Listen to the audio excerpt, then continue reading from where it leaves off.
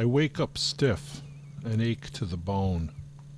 I rise slowly and limp to the bathroom to carry out my morning routine.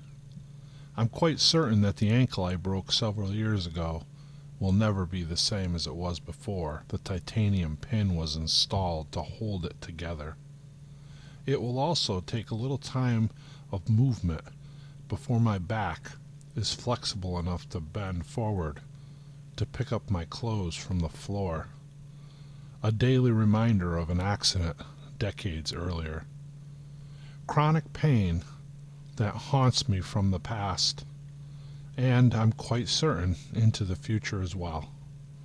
More titanium to fuse my spine. What did we do before we knew how to use modern metals to support bone structure? As I brush my teeth, I look into the mirror.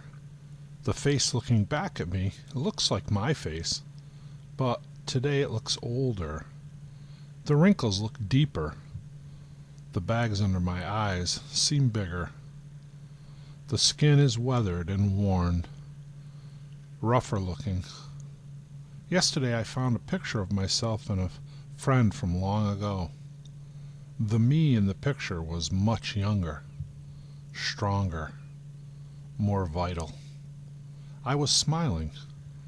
Maybe seeing that picture allowed me to see the face in the mirror this morning more clearly.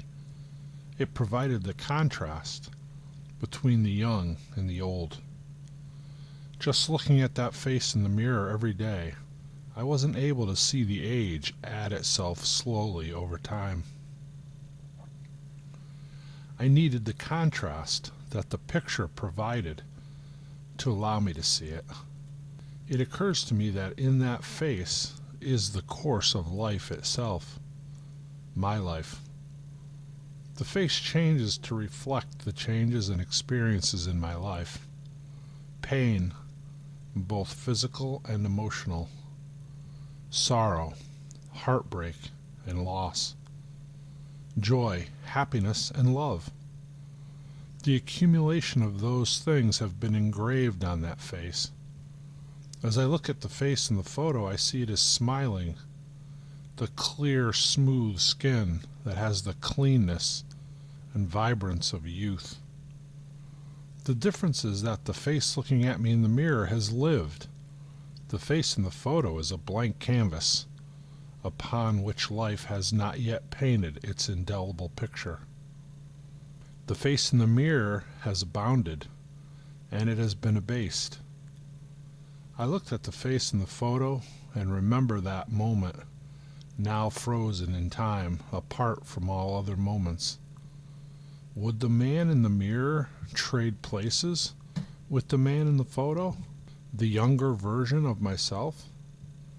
The possibility is exciting as I briefly ponder it, but the face in the mirror is me. It is the sum of everything I ever experienced, ever felt, and ever thought. I've spent a lifetime sculpting this face, and sculpting the man staring out from behind it. The heart that looks out through those dull, cloudy eyes is my heart. It is me, good and bad. I smile when I heave a deep sigh. I know that I cannot go back to be that young man again. Then, remembering the process of bridging that gap of time between the moment of the photo and today, the gap of time that was my life, I would not choose to go back even if I could.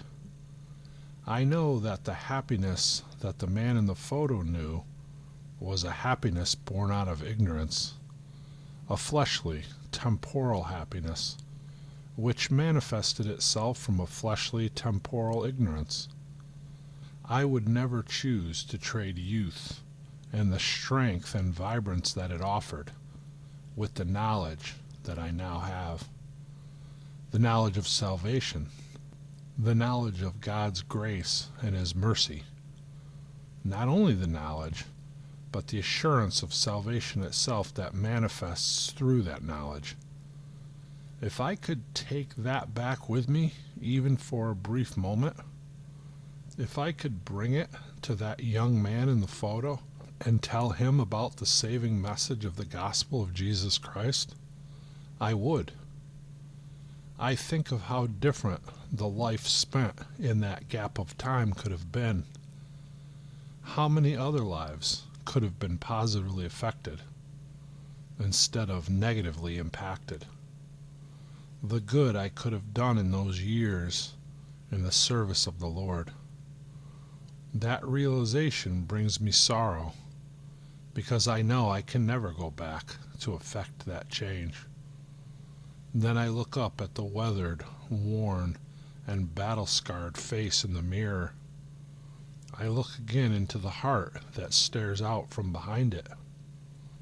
I have peace, the peace of Jesus Christ, the peace of the Holy Spirit which dwells within my heart. I look at the picture and I see who I was, and again in the mirror and see who I am. No, I would not trade the grace and mercy of God that came in that aged man for the physical strength and spiritual ignorance that embodied the young man. The only sad part for me, looking back, is that the Holy Spirit was prompting that young man. The Holy Spirit was calling me through the witness of people that God put in my path along the way.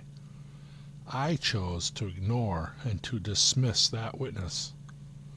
Please, if you feel the Holy Spirit calling you, don't ignore or dismiss it. If Jesus is knocking on your door, open it up and let him in. God bless you.